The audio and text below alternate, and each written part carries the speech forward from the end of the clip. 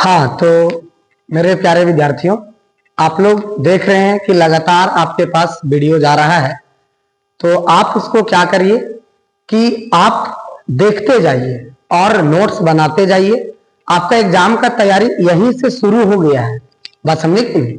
ये objective type का जो सॉल्यूशन आपको दे रहे हैं, ये आपका एग्जाम का तैयारी करवा रहे हैं। तो आप लगातार क्या करिए, सारा क्वेश्चन को सीखते समझते चले जाइए। इसी टाइप का क्वेश्चन आपका एग्जाम में रहता है। हम बार बार कह रहे हैं, आपका थंबनेल में भी यही लिखा हुआ है। इसका मतलब सही बात है कि इसी टाइप का सवाल आपके एग्जाम में रहता है। ठीक है, चलिए। तो पिछला वीडियो में, हर वीडियो में आप देख रहे हैं कि 10-10 क्वेश्चन का एक सेट दे रहे हैं। हर बार 10 क्वेश्चन सॉल्व करा रहे हैं, 10 क्वेश्चन। तो आज भी हम 10 क्वेश्चन सॉल्व कराएंगे, 11 से लेकर के 20 तक। जिसमें से देखिए आप क्या है कि सैंपल पेपर 2 है। ठीक है, सैंपल पेपर 1 का 4 वीडियो में खत्म हो गया है। इस सैंपल पेपर 2 का है, इसका भी 4 वीडियो बनेगा, लेकिन आपका नंबरिंग इसी तरह चलेगा, 1 2 3 4 5 6 ऐसे चलता रहेगा। आइए देखते हैं सवाल का क्या कहना है। The RH term in the expansion of this will be.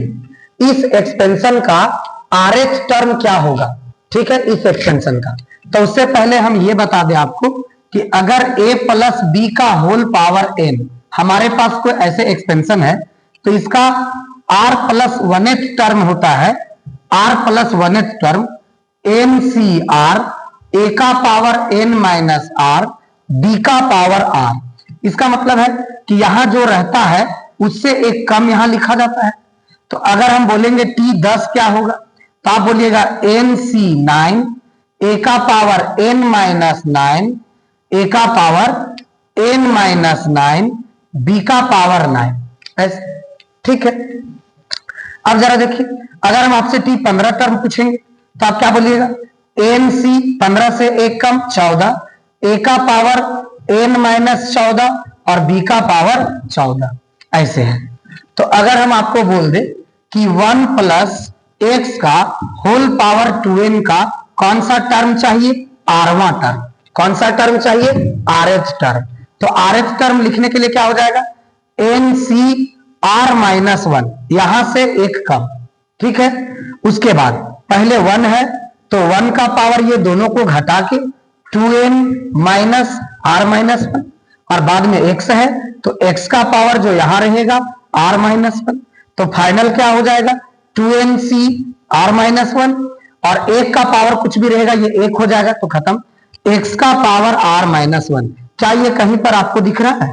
2nc r minus 1 और 2nc r माइनस 1, x का पावर r माइनस 1, यानी कि ऑप्शन सी आपका करेक्ट आंसर हुआ। ठीक है मेरे प्यारे विद्यार्थियों, आप समझ गए। तो अगर अभी हम पूछे आरवा टर्म, अगर r प्लस 1वां टर्म पूछेंगे तो क्या होगा, r माइनस 1वां टर्म पूछेंगे तो क्या होगा, तो इस फॉर्मूला के माध्यम से आप समझ के बना सकते हैं। ठीक है, तो आप क्या करिएगा, बना लीजिएगा। अब जरा देखिए क्वेश्चन नंबर 12 का बात करेंगे। The coefficient of the middle term in the expansion of this will be. The coefficient of middle term in the expansion of this will be. हमारे पास जो एक्सपेंशन है x प्लस 1 बाय एक्स का whole power 12। ठीक है, इसमें जो total terms होगा, total term ये आपका 13 होगा, और 13 टर्म के मिडिल टर्म के कोफिशिएंट पूछा है। 13वां, इसमें टोटल 13th टर्म है, और 13वें पद में से जो सबसे बीच वाला पद है उसका क्या चाहिए? कोफिशिएंट चाहिए।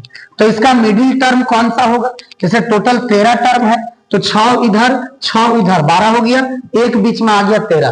तो छठा के बाद वाला 13वां टर्म, छठा के बाद वाला मिडिल टर्म हो, तो छठा के बाद कौन आएगा? 7वां, यानी कि इसका 7वां टर्म जो है वो मिडिल टर्म है। तो 7वां टर्म लिखने का क्या फॉर्मूला है? पावर सी 7 में से एक कम, यानी कि 6। पहले वाला का पावर दोनों को घटा के 12 में 6 तो 6, बाद वाला का पावर जो यहां रहता है वही 6, ताकि दोनों को जोड़ने पर 12 आ जाए। तो ये 12c6 हो गया, x का पावर 6 हो गया, एक का पावर 6 एक होगा, x का पावर 6 हो गया, ये x का पावर 6, x का पावर 6 कट गया, तो यहां पर क्या हो गया? 12c6। क्या 12, देखो कोफिशिएंट तो यही निकला मिडिल टर्म में, तो 12c6 आपका क्या हो गया? आंसर हो गया। बोले कोई दिक्कत? चलिए नेक्स्ट क्वेश्चन की ओर हम बढ़ते हैं। अगला क्वेश्चन आपका होगा 13 नंबर। तब तक आप इसको क्या करिए, नोट डाउन करिए।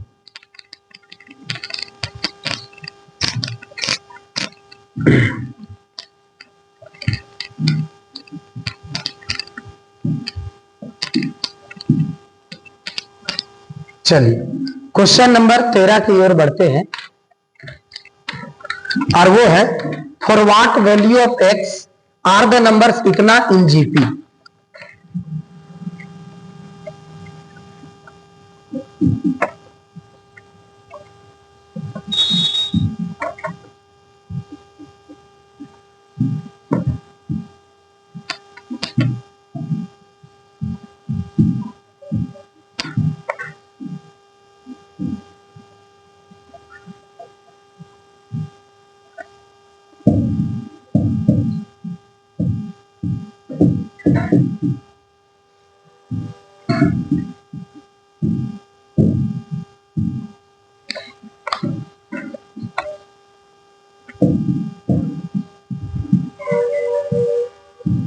ऑप्शन बी है आपका -1 एंड 2, ऑप्शन सी है -2 एंड 1 और ऑप्शन डी है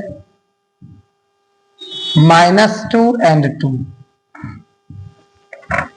देखिए तो सबसे पहले इसको डील करते हैं, क्या बात है जरा देखते हैं। सॉल्यूशन में बोलता है x का कौन सा वैल्यू के लिए, x का कौन सा वैल्यू के लिए ये जो तीनों नंबर है वो जीपी में हो जाए। तो हम ऐसा मान लिए कि -2/7 x 7/2 ये जीपी में है। अगर ये जीपी में है तो बीच वाला नंबर निकालने का एक तरीका है जिसको ज्योमेट्रिक मीन कहते हैं, कि बीच वाला नंबर अगर आपको निकालना है तो यहां पर क्या होगा कि -7/2 भी होगा। अगर बीच वाला नंबर आपको निकालना है तो x बार बीच वाला नंबर कैसे निकलेगा, √√AB। तो पहले वाला का और लास्ट वाला का प्रोडक्ट का स्क्वायर रूट क्या हो जाता है, बीच वाला निकलता है। तो ये √अंडर हो गया, माइनस माइनस प्लस हो जाएगा, 2 से 2 खत्म, 7 से 7 खत्म, ये 1 हो गया। यानी कि 1 का स्क्वायर रूट +-1, x बराबर आ गया आपका +-1। ठीक है। या तो फिर अगर ऐसे नहीं समझ में आया तो आप ऐसे इस बात को समझिए कि यहां आपको टेंशन हुआ होगा कि प्लस माइनस कैसे ले लिए। तो ठीक है, ऐसे समझिए कि अगर 3 नंबर जीपी में है तो कोई भी 2 टर्म का रेशियो क्या होगा, बराबर होगा। तो यहां पर a2/a1 यानी x/-2/7, फिर a3/a2 -7/2/x, ये सब बराबर होगा। कैंचिया गुना का नाम सुने होंगे, x इंटू एक्स क्या हो जाएगा, x², और ये इधर से गुना होगा तो -2/7 इंटू -7/2 हो जाएगा। ये 2 से 2, 7 से 7 खत्म, x² बराबर माइनस माइनस +1 हो गया, x बराबर +-√1 हो गया, यानी कि x बराबर 1 हो गया, +-1। ठीक है, तो -1 एंड +1 इसका क्या हो गया, आंसर हो गया। ठीक है, ऑप्शन ए आपका है। चलिए अगला क्वेश्चन की ओर बढ़ते हैं और वो सवाल है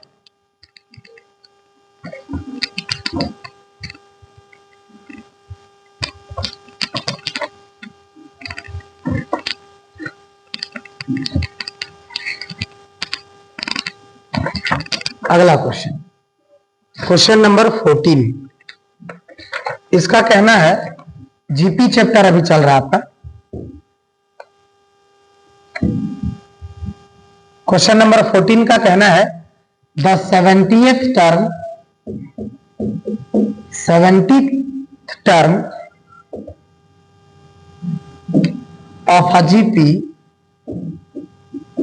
is 2, then find the product of first 9 term, then find the product of first 9 terms is option A 256, option B 512, option C 128√2 और ऑप्शन डी 256√2। ठीक है, चलिए इसको सॉल्व किया जाए। सॉल्यूशन में ये बोल रखा है कि 17वां टर्म किसी जीपी का 2 है। देख लेते हैं क्वेश्चन सही है या हो। ये आपका यहां पर थोड़ा सा गड़बड़ है कि if the fifth term of the GP is 2। ठीक है, चलिए आगे पीछे हो गए, 15 पहले हो गए तो ये 15 कर देते हैं, इसके बाद 14 बताएंगे। ठीक है, चलिए तो अगला सवाल है आपके पास कि अगर किसी जीपी का 5वां टर्म 2 है तो हमारे पास ये बात दे रखा है कि किसी जीपी का 5वां टर्म, तो A5 बराबर कितना है 2। A5 का मतलब है A R का पावर 4। जीपी का nth टर्म का यही फॉर्मूला होता है, A R का पावर n-1। अगर आप 5वां टर्म निकाल रहे हैं तो इसका फॉर्मूला होगा A R का पावर 4। ये जितना टर्म है उसका एक पावर कम कर दो R का, तो ये 2 हो गया, इसको कह दो 1। और आपको चाहिए प्रोडक्ट ऑफ फर्स्ट 9 टर्म्स, यानी शुरू से 9 टर्म का क्या चाहिए, प्रोडक्ट चाहिए। तो 9 टर्म कौन कौन होगा, A होगा, अगला AR होगा, अगला AR क्यूब होगा, अगला AR का पावर 4 होगा, अगला AR का पावर 5 होगा, AR का पावर 6, AR का पावर 7, AR का पावर 8। ये यही आपका क्या होगा कि अगला प्रथम 9 टर्म यही होगा, शुरू से 9 टर्म जीपी का। 1 2 3 4 5 6 7 8, 3 3 6, अच्छा 2 वाला छूट गया है, तो यहाँ क्यूब है, ये आर स्क्वायर है, ये आपका ए आर है, ये आपका ए है। ठीक, तो टोटल ए जो है वो 9 गो आएगा और आर का पावर 1 से लेकर के 8 तक जा रहा है, तो 1 2 3 3 6 4 10 5 15 6 15 6 21 और 7 28 और 8 कितना हो जाएगा 36। तो आर का पावर हो जाएगा 36। इसी बात को हम ऐसे भी लिख सकते हैं, ए आर का पावर 4 का होल पावर 9, ऐसे भी लिख सकते हैं। अब बताओ ए आर का पावर 4 का वैल्यू कितना है, 2 का पावर 9, और 2 का पावर 9 कितना हो जाता है 512, यानी ऑप्शन बी आपका करेक्ट आंसर होगा। ठीक है, आपको क्या करना था, ये टोटल 9 टर्म का प्रोडक्ट निकालना था, गुना करना था, तो गुना कर दिए, तो गुना किए तो ए आर का पावर 36 आया, और इस ए आर का पावर 36 को थोड़ा सा सजा दिए, इसको लिख दे ए आर का पावर 4 का पावर 9, तो ए का पावर 9 भी हो जाएगा। यहां पर क्या था ए ए ए ए 9 बार, तो ए का पावर 9 हो जाएगा। तो अब बताओ ए का पावर 9 भी हो जाएगा और ए का पावर 36 भी हो जाएगा, तो इस चीज को हम ऐसा लिख सकते हैं। और इसका वैल्यू 2 था, तो 2 का पावर 9 कितना होता है 512, यही हमारा ऑप्शन बी सही हो गया। ठीक है, चलिए अब 15 से पहले एक 14 देख लेते हैं, क्वेश्चन नंबर 14 का क्या कहना है सो देख लेते हैं।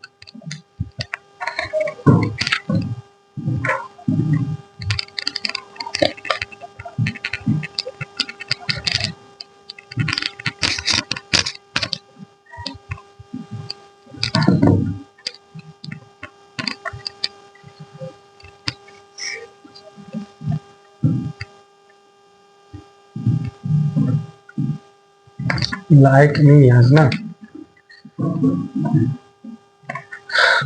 चलिए खिड़की खोलिए। तो अब देखते हैं question number 14। The 17th term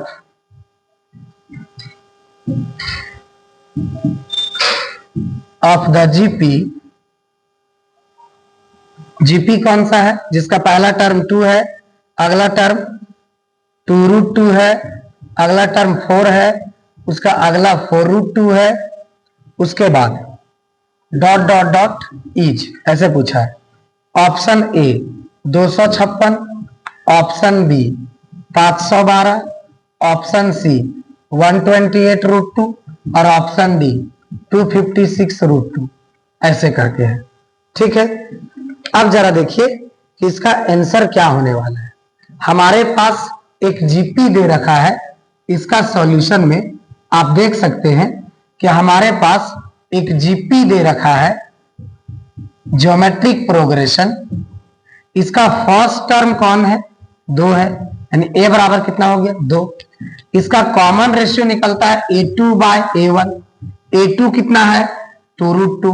a1 कितना है? 2। 2 से 2 कटा तो क्या आया? √2। a भी मिल गया, r भी मिल गया, हमको 17वां टर्म चाहिए, इसीलिए a 17 बराबर। a 17 का क्या फॉर्मूला? a r का पावर 16। a का वैल्यू कितना है? 2। r का वैल्यू कितना है? √2। तो √2 का पावर कितना हो जाएगा? यहाँ पर 16। अब ये √2 का मतलब 2 का पावर हाफ है, तो यहाँ पर हो जाएगा पावर 16। 2 का पावर हाफ गुने 16, तो 16 को आधा से गुना करेंगे तो 8 हो जाएगा। तो 2 का पावर 8 और 2 का पावर 1, 2 का पावर 9 हो जाएगा, और 2 का पावर 9 फिर से 512, यानी ऑप्शन बी फिर से आपका सही आंसर हुआ। ठीक है, तो इस प्रकार से हम लोग सॉल्व करते हैं। उसके बाद आ जाता है 16 नंबर। 16 नंबर का कहना है, 16 नंबर है आपका फर्स्ट चैप्टर से।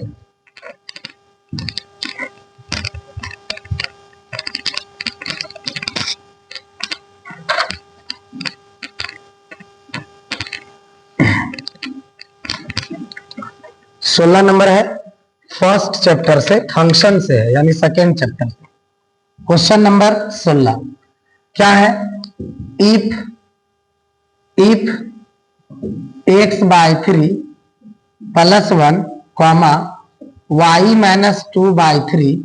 ये हर बार इस टाइप का एक क्वेश्चन आपका एग्जाम में रहता ही रहता है।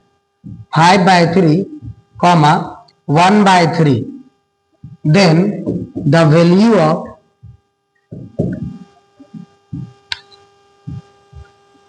then the values of x and y are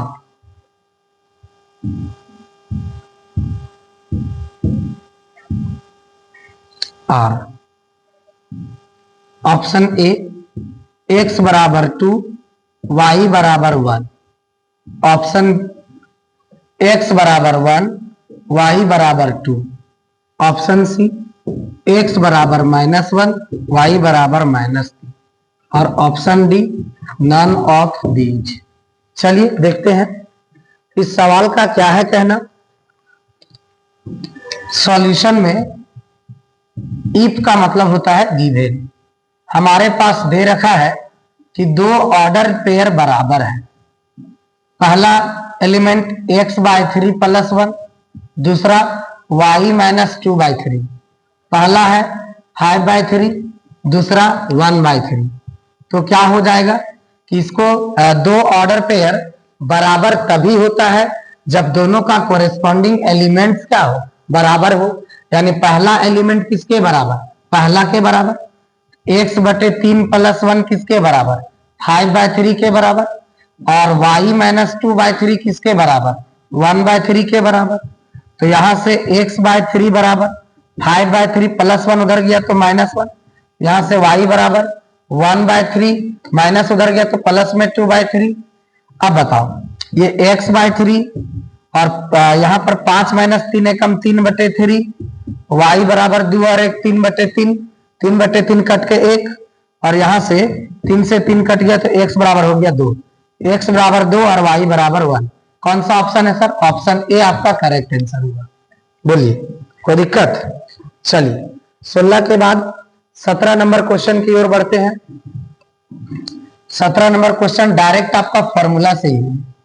find the distance between the parallel lines, ऐसे है।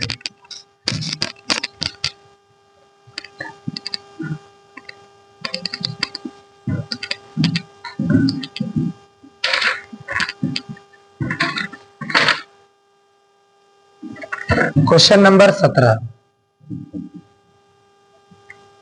फाइंड द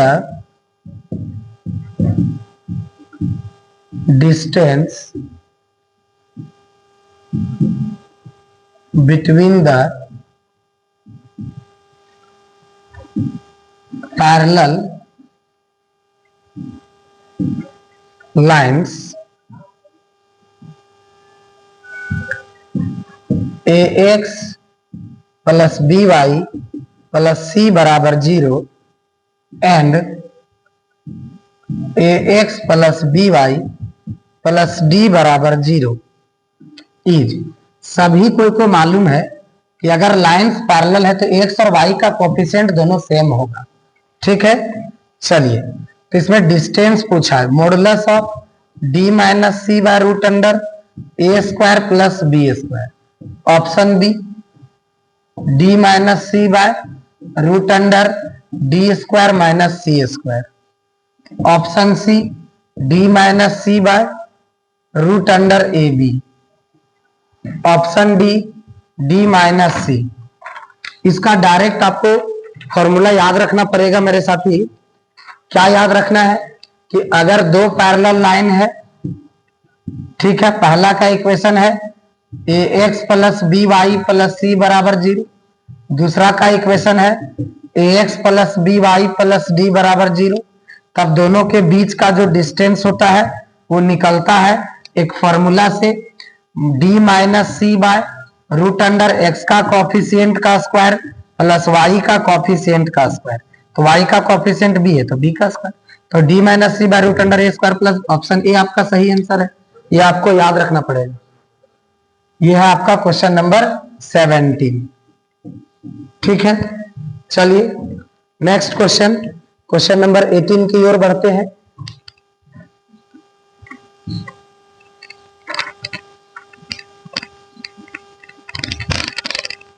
अठारह जो क्वेश्चन है आपका है स्ट्रेट लाइन से ही है।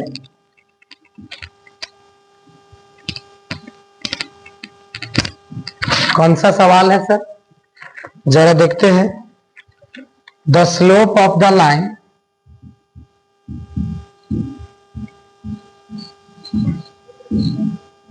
the slope of the line joining the points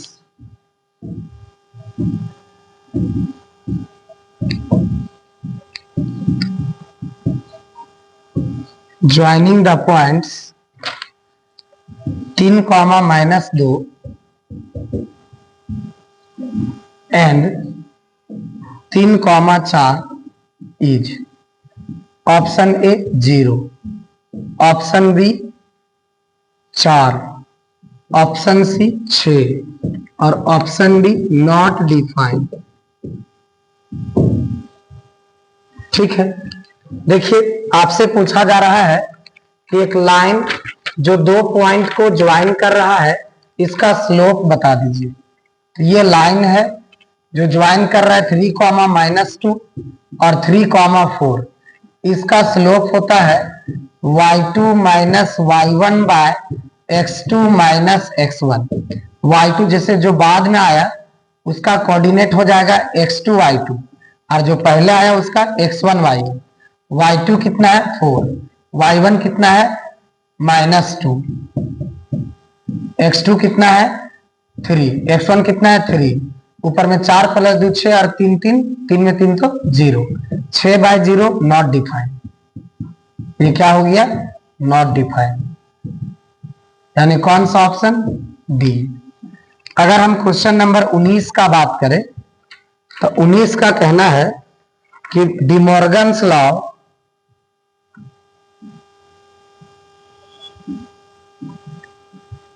A union B का होल डैश,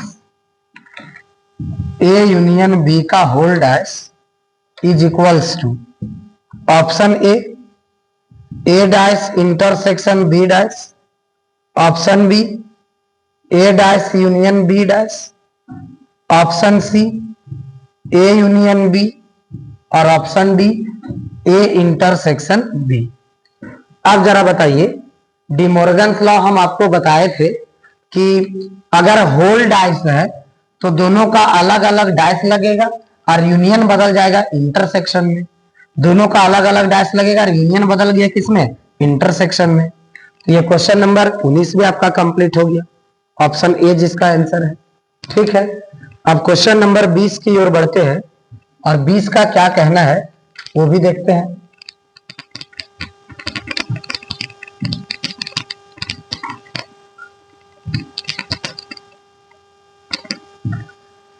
चलिए, तो अगला क्वेश्चन है आपका, if the set A, if the set A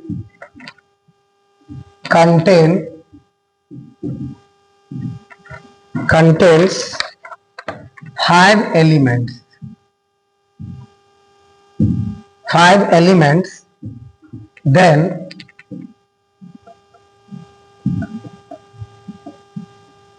number of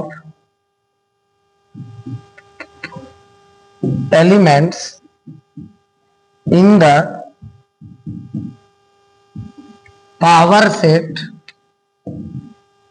PA is option A 25, option B 16, option C 32 और option D 8। देखिए क्या बात है साथीगण, देखा जाए इसका कहना है कि एक सेट ए है जो 5 एलिमेंट को कंटेन करता है। ठीक है, तो इसके पावर सेट में कितने एलिमेंट होंगे? तो बताए थे पावर सेट में एलिमेंट उतना ही होता है जितना उसका सबसेट होता है। तो पावर सेट में एलिमेंट बताने के लिए उसका सबसेट बता दो। तो सेट ए के पास कितना एलिमेंट है? 5। तो इसका टोटल सबसेट का बात करेंगे तो कितना हो जाएगा? टोटल सबसेट हो जाएगा 2 का पावर 5 और total element in power set कितना हो जाएगा? वो भी हो जाएगा 2 का पावर 5 यानी 32। ऑप्शन सी आपका करेक्ट आंसर हो गया। ठीक है, तो यहां तक आपको समझ में आया होगा। अब हम लोग क्या करेंगे, कल नेक्स्ट क्वेश्चन को लेकर के आएंगे।